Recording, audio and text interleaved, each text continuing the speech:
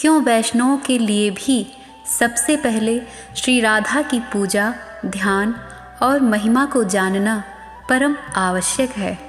आज हम उस परम सत्य का उद्घाटन करेंगे जहाँ श्री राधा रानी की पूजा का वो दुर्लभ विधान छिपा है जिससे उनकी कृपा शीघ्र प्राप्त होती है। अगर आप अपनी भक्ति को शिखर तक ले जाना चाहते हैं और सीधा गोलोक पहुंचना चाहते हैं तो इस कथा में वर्णित श्री राधा की अद्भुत पूजा पद्धति को अवश्य जानें।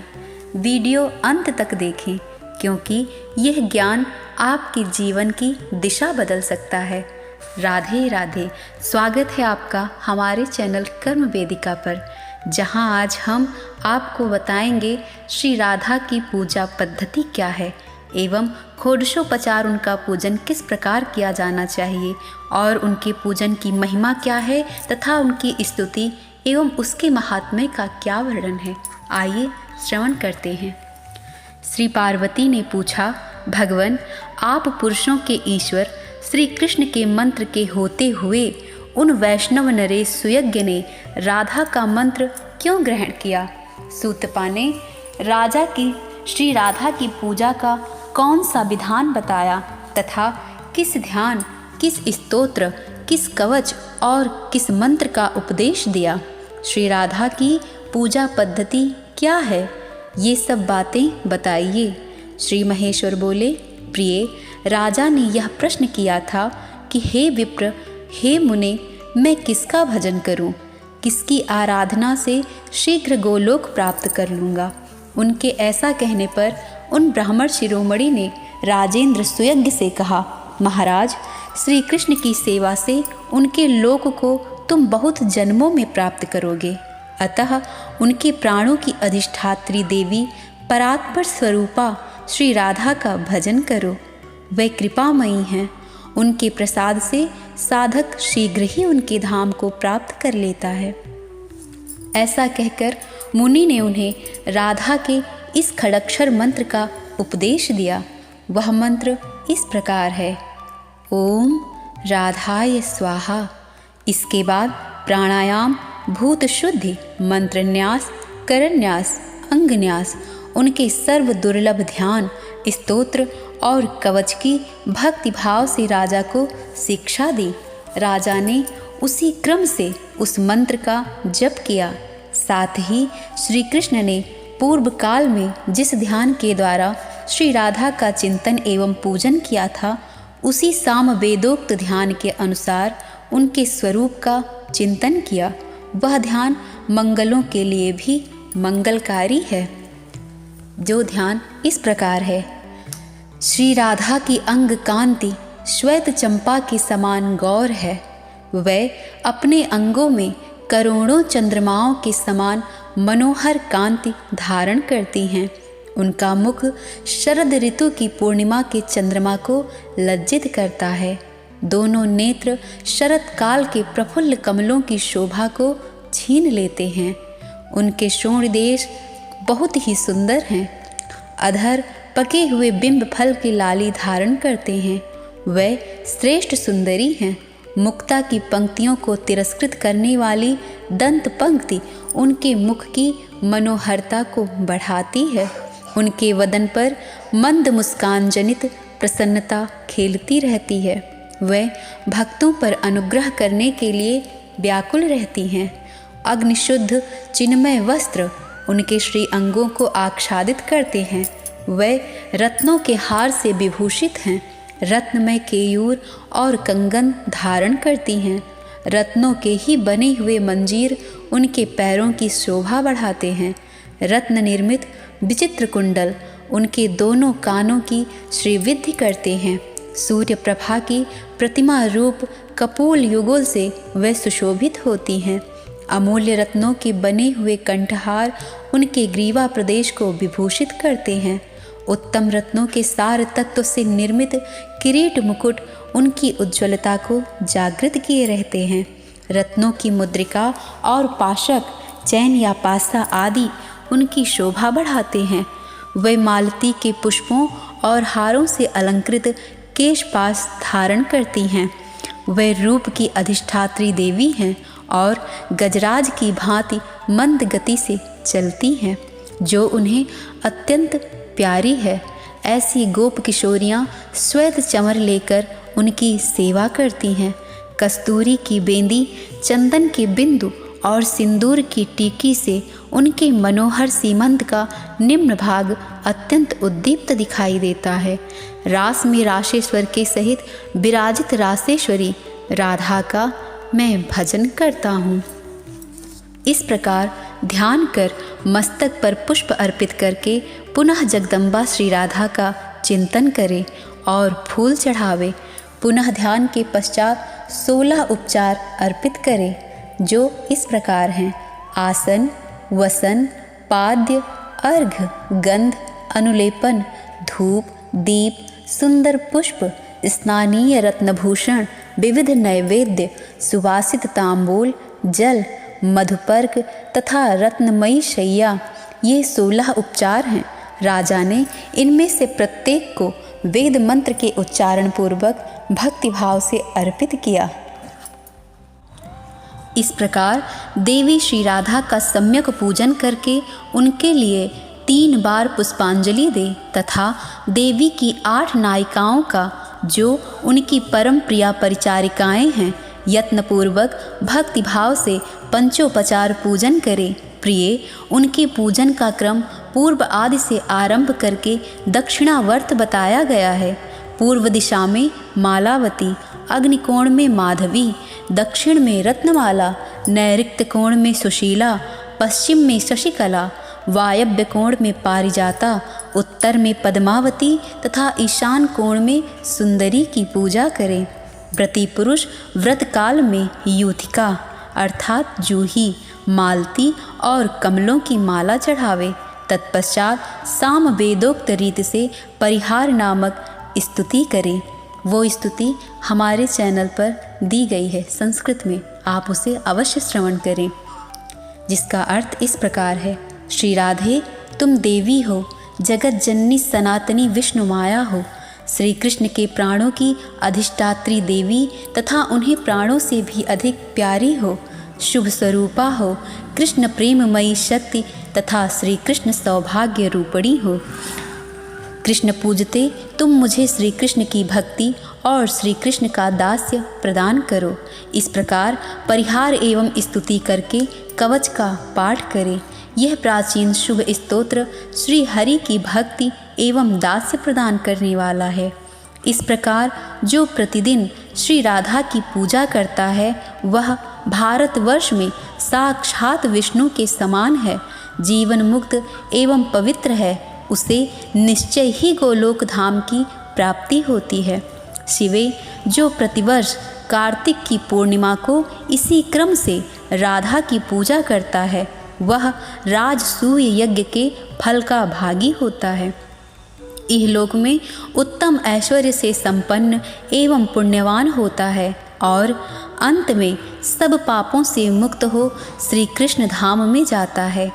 पार्वती, आदिकाल में पहले श्री कृष्ण ने इसी क्रम से वृंदावन के रास मंडल में श्री राधा की स्तुति एवं पूजा की थी। दूसरी बार तुम्हारे वर से वेद माता सावित्री को पाकर सृष्टिकर्ता ब्रह्मा जी ने इसी क्रम से राधा का पूजन किया था। नारायण ने भी श्री राधा की आराधना करके महालक्ष्मी, सरस्वती, गंगा तथा भुवन पावनी पराशक्ति तुलसी को प्राप्त किया था। क्षीर सागर शाही श्री विष्णु ने राधा की आराधना करके ही सिंधु सुता को प्राप्त किया था। पहले दक्ष कन्या की मृत्यु हो जाने पर मैंने भी श्री कृष्ण की आज्ञा से पुष्कर में श्री राधा की पूजा की और उसके प्रभाव से तुम्हें प्राप्त किया। पतिव्रता श्री राधा की पूजा करके उनके दिए हुए वर से कामदेव ने रति को, धर्मदेव ने सती साध्वी मूर्ति को तथा देवताओं और मुनियों ने धर्म, अर्थ, काम एवं मोक्ष को प्राप्त किया था। इस प्रकार मैंने श्री राधा की पूजा का विधान बताया है। अब स्तोत्र सुनो। एक बार श्री राधा जी मान करके श्री कृष्ण के समीप से अंतर्ध्यान हो गई। तब ब्रह्मा, विष्णु और शिव आदि सब देवता ऐश्वर्य भ्रष्ट, श्रीहीन, भार्या रहित तथा उपद्रवग्रस्त हो गए। इस परिस्थिति पर विचार करके उन सब ने भगवान श्री कृष्ण की शरण ली। उनके स्तोत्र से संतुष्ट हुए सबके परमात्मा श्री कृष्ण ने स्नान करके शुद्ध हो सती राधिका की पूजा करके उनका इस प्रकार स्तवन किया। श्री कृष्ण बोले, सुमुखी श्री राधे, क्या मैं इसी प्रकार तुम्हारा प्रिय हूँ और मुझ में तुम्हारी प्रीति है? तुम्हारी वाणी में जो छलना थी वह आज अच्छी तरह प्रकट हो गई। हे कृष्ण, तुम मेरे प्राण हो, जीवात्मा हो। इस तरह की बातें जो तुम नित्य निरंतर प्रेम पूर्वक कहा करती थीं, वह अब तत्काल कहाँ चली गईं? मैं पहले तुम्हारे सामने जो कुछ कहता था, मेरा वचन आज भी ध्रुव सत्य है। तुम मेरे पांचों प्राणों की अधिष्ठात्री देवी हो। राधा मेरे लिए प्राणों से भी बढ़कर प्रिय है। मेरी ये बातें जैसे पहले सत्य थीं, उसी तरह आज भी हैं। मैं तुम्हें अपने पास रखने में समर्थ ना हो सका, अतः तुम्हारे बिना मेरे प्राण चले जा रहे हैं। अधिष्ठात्री देवी के बिना कौन कहाँ जीवित रह सकता है? तुम महाविष्णु की माता, मूल प्रकृति ईश्वरी हो। अपनी कला से तुम सगुण रूप में प्रकट होती हो। स्वयं तो निर्गुणा प्राकृतिक गुणों से रहित ही हो। ज्योतिपुंज ही तुम्हारा स्वरूप है। तुम वास्तव में निराकार हो। भक्तों पर अनुग्रह करने के लिए ही तुम रूप धारण करती हो। भक्तों की विभिन्न रुचि के कारण नाना प्रकार की मूर्तियां ग्रहण करती हो। वैकुंठ में महालक्ष्मी और सरस्वती के रूप में तुम्हारा ही निवास है। पुण्य क्षेत्र भारतवर्ष में सत्पुरुषों की जननी भी तुम ही हो। सती और पार्वती के रूप में तुम्हारा ही प्राकट्य हुआ है। तुम ही पुण्य रूपा तुलसी और भुवन पावनी गंगा हो। ब्रह्मलोक में सावित्री के रूप में तुम ही रहती हो। तुम ही अपनी कला से वसुंधरा हुई हो। गोलोक में तुम ही समस्त गोपालों की अधीश्वरी राधा हो। तुम्हारे बिना मैं निर्जीव हूँ, किसी भी कर्म को करने में असमर्थ हूँ। तुम्हें शक्ति के रूप में पाकर ही शिव शक्तिमान हैं। तुम्हारे बिना वे शिव शिव नहीं शव हैं। तुम्हें ही वेद माता सावित्री के रूप में अपने साथ पाकर साक्षात ब्रह्मा जी वेदों के प्राकट्यकर्ता माने गए हैं। तुम लक्ष्मी का सहयोग मिलने से ही जगत पालक नारायण जगत का पालन करते हैं। तुम ही दक्षिणा रूप से साथ रहती हो, इसीलिए यज्ञ फल देता है। पृथ्वी के रूप में तुम्हें मस्तक पर धारण करके ही शेषनाग सृष्टि का संरक्षण करते हैं। गंगाधर शिव तुम्हें ही गंगा रूप में अपने मस्तक पर धारण करते हैं। तुमसे ही सारा जगत शक्तिमान है। इस प्रकार श्री राधा की स्तुति करके जगत प्रभु श्री कृष्ण ने उन्हें प्राप्त किया। फिर तो सब देवता सश्रीक सस्त्रीक और शक्ति संपन्न हो गए। गिरजानंदिनी तदंतर सारा जगत सस्त्रीक हो गया। श्री राधा की कृपा से गोलोक गोपांगनाओं से परिपूर्ण हो गया। इसी प्रकार हरिप्रिया श्री राधा की स्तुति करके राजा सुयज्ञ गोलोक धाम में चले गए। जो मनुष्य श्री कृष्ण द्वारा किए गए इस राधा स्तोत्र का पाठ करता है, वह श्री कृष्ण की भक्ति और दास्य भाव को प्राप्त कर लेता है, इसमें संशय नहीं है। स्त्री से वियोग होने पर जो पवित्र भाव से 1 मास तक इस स्तोत्र का श्रवण करता है, वह शीघ्र ही सती सुंदरी और सुशीला स्त्री को प्राप्त कर लेता है।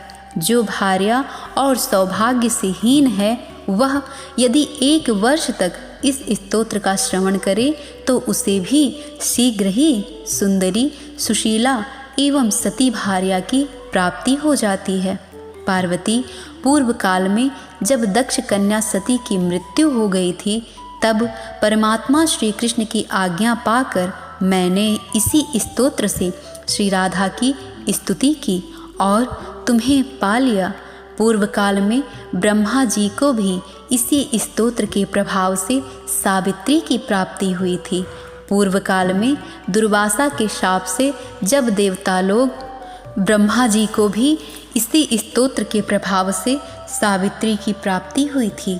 पूर्व काल में दुर्वासा के शाप से जब देवता लोग श्रीहीन हो गए, तब इसी स्तोत्र से श्री राधा की स्तुति करके उन्होंने परम दुर्लभ लक्ष्मी प्राप्त की थी।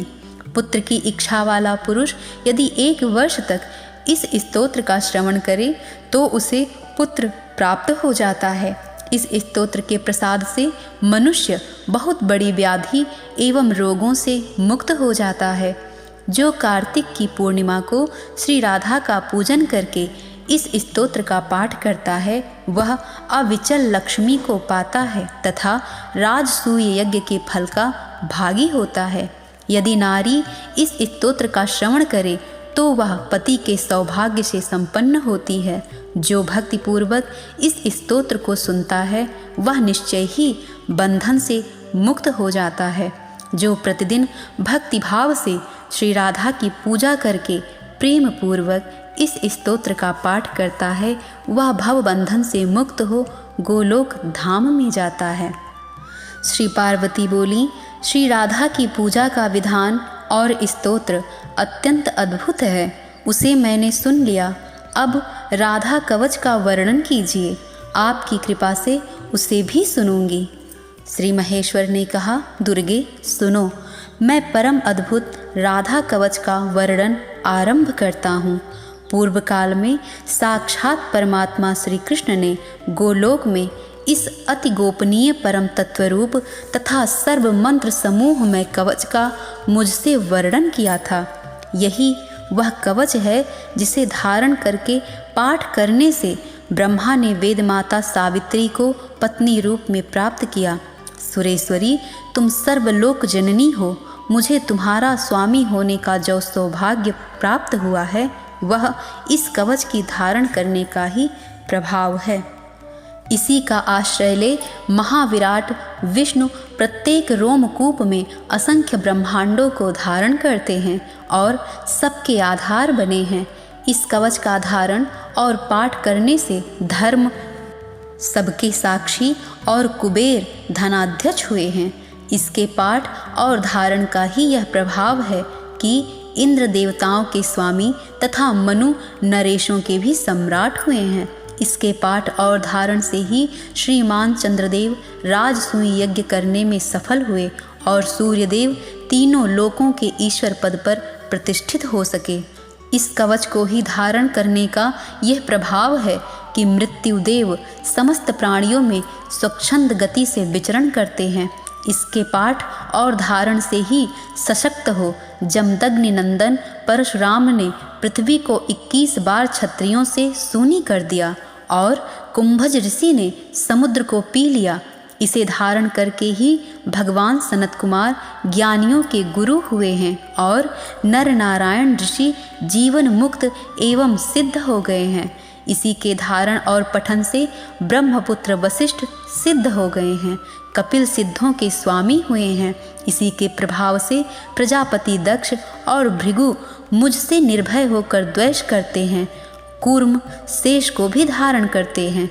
वायुदेव सबके आधार हुए हैं और वरुण सबको पवित्र करने वाले हो सके हैं। शिवे इसी के प्रभाव से ईशान दिक्पाल और यम शासक हुए हैं। इसी का आश्रय लेने से काल एवं कालाग्नि रुद्र तीनों लोकों का संहार करने में समर्थ हो सके हैं। इसी को धारण करके गौतम सिद्ध हुए हैं, कश्यप प्रजापति के पद पर प्रतिष्ठित हो सके और मुनिवर दुर्वासा ने अपनी पत्नी का वियोग होने पर पूर्व काल में देवी की कला स्वरूपा वसुदेव कुमारी एकांशा को प्राप्त किया। पूर्व काल में श्री रामचंद्र जी ने रावण द्वारा हारी हुई सीता को इसी कवच के प्रताप से प्राप्त किया। राजा नल ने इसी के पाठ से सती दमयंती को पाया। महावीर शंखचूड़ इसी के प्रभाव से दैत्यों का स्वामी हुआ। दुर्गे इसी का आश्रय लेने से वृषभ नंदिकेश्वर मुझको वहन करते हैं और गरुण श्री हरि के वाहन हो सके हैं। पूर्व काल के सिद्धों और मुनियों ने इसी के प्रभाव से सिद्धि प्राप्त की। इसी को धारण करके महालक्ष्मी संपूर्ण संपदाओं को देने में समर्थ हुई। सरस्वती को सत्पुरुषों में श्रेष्ठ स्थान प्राप्त हुआ तथा काम पत्नी रति क्रीड़ा में कुशल हो सकी। वेद माता सावित्री ने इस कवच के प्रभाव से ही सिद्धि प्राप्त की। सिंधु कन्या इसी के बल से मृत्यु लक्ष्मी और विष्णु की पत्नी हुई। इसी को धारण करके तुलसी पवित्र और गंगा भुवन पावनी हुई। इसका आश्रय लेकर ही वसुंधरा सबकी आधार भूमि तथा संपूर्ण सस्यों से संपन्न हुई। इसको धारण करने से मनसा देवी विश्व पूजिता सिद्ध हुई और देवमाता अदिति ने भगवान विष्णु को पुत्र रूप में प्राप्त किया। लोपामुद्रा और अरुंधति ने इस कवच को धारण करके ही पतिव्रताओं में ऊंचा स्थान प्राप्त किया तथा सती देवहूति ने इसी के प्रभाव से कपिल जैसा पुत्र पाया। शतरूपा ने जो प्रियव्रत और उत्तानपाद जैसे पुत्र प्राप्त किए तथा तुम्हारी माता मैना ने भी तुम जैसी देवी गिरिजा को पुत्री के रूप में पाया, वह इस कवच का ही महात्म्य है। इस प्रकार समस्त सिद्धगणों ने राधा कवच के प्रभाव से संपूर्ण ऐश्वर्य प्राप्त किए हैं, जिसका विनियोग इस प्रकार है। ओम अस्य श्री जगन मंगल कवचस्य प्रजापति ऋषिर्गायत्री छंदः स्वयं रासेश्वरी देवता श्री कृष्ण भक्ति संप्राप्तो विनियोगः। अगर आपको ये कवच संस्कृत में सुनना है तो आप हमारे चैनल पर दिए हुए वीडियो को श्रवण कर सकते हैं।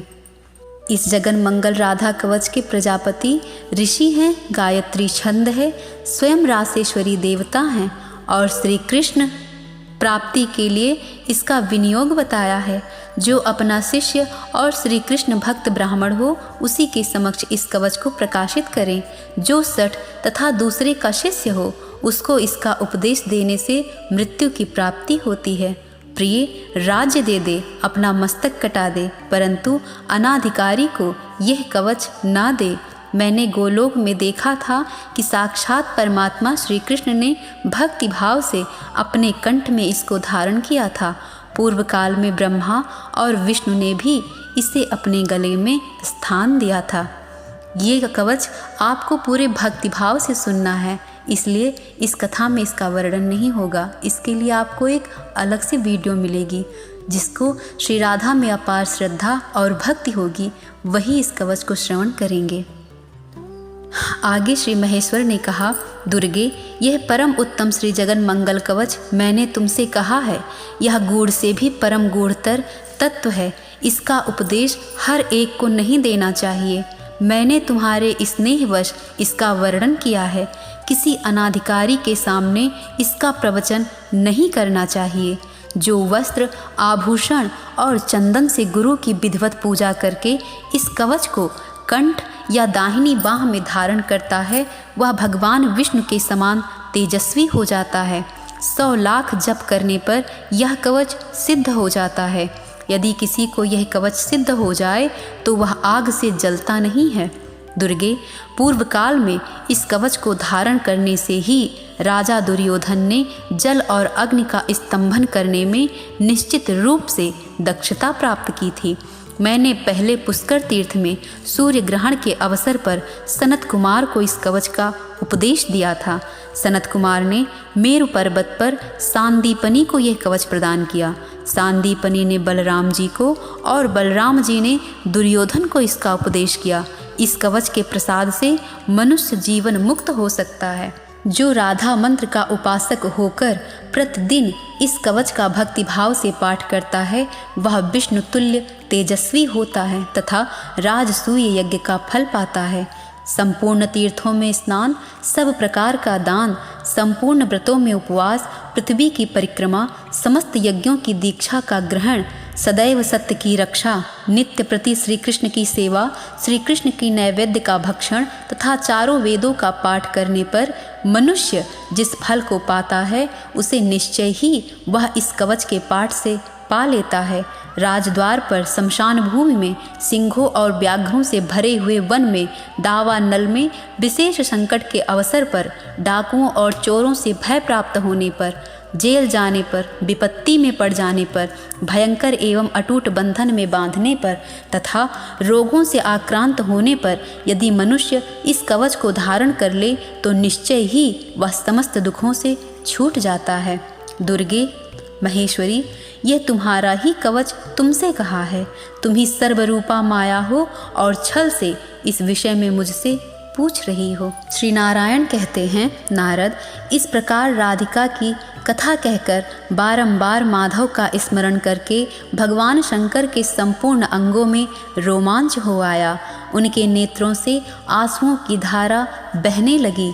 श्री कृष्ण के समान कोई देवता नहीं है, गंगा जैसी दूसरी नदी नहीं है, पुष्कर के समान कोई तीर्थ नहीं है तथा ब्राह्मण से बढ़कर कोई वर्ण नहीं है। नारद, जैसे परमार से बढ़कर सूक्ष्म, महाविष्णु महाविराट से बढ़कर महान तथा आकाश से अधिक विस्तृत दूसरी कोई वस्तु नहीं है, उसी प्रकार वैष्णव से बढ़कर ज्ञानी तथा भगवान शंकर से बढ़कर कोई योगींद्र नहीं है। देवर्षि, उन्होंने ही काम, क्रोध, लोभ और मोह पर विजय पाई है। भगवान शिव सोते जागते हर समय श्री कृष्ण के ध्यान में तत्पर रहते हैं। जैसे कृष्ण हैं वैसे शिव हैं। श्री कृष्ण और शिव में कोई भेद नहीं है। वत्स, जैसे वैष्णवों में शंभु तथा देवताओं में माधव श्रेष्ठ हैं, उसी प्रकार कवचों में यह जगत मंगल कवच राधा कवच सर्वोत्तम है। शी, यह मंगलवाचक है और वाकारक अर्थ है। दाता, जो मंगलदाता हैं वही शिव कहा गया है। जो विश्व के मनुष्यों का सदा श्रम अर्थात कल्याण करते हैं वे ही शंकर कहे गए हैं। कल्याण का तात्पर्य यहाँ मोक्ष से है। ब्रह्मा आदि देवता तथा वेदवादी मुनि ये महान कहे गए हैं। उन महान पुरुषों के जो देवता हैं उन्हें महादेव कहते हैं। संपूर्ण विश्व में पूजित मूल प्रकृति ईश्वरी को महती देवी कहा गया है। उस महादेवी के द्वारा पूजित देवता का नाम महादेव है। विश्व में स्थित जितने महान हैं उन सब के वे ईश्वर हैं, इसीलिए मनीषी पुरुष इन्हें महेश्वर कहते हैं। ब्रह्मपुत्र नारद, तुम धन्य हो जिसके गुरु श्री कृष्ण भक्ति प्रदान करने वाले साक्षात महेश्वर हैं। फिर तुम मुझसे क्यों पूछ रहे हो? श्री राधा कथा का ये आख्यान यही समाप्त होता है। अब अगले अंक में हम मूल प्रकृति दुर्गा जी के नामों की व्याख्या, दुर्गा की उत्पत्ति तथा उनकी पूजन परंपरा का संक्षिप्त वर्णन सुनाएंगे। हमारे साथ बने रहिए। कमेंट में लिखिए राधे राधे।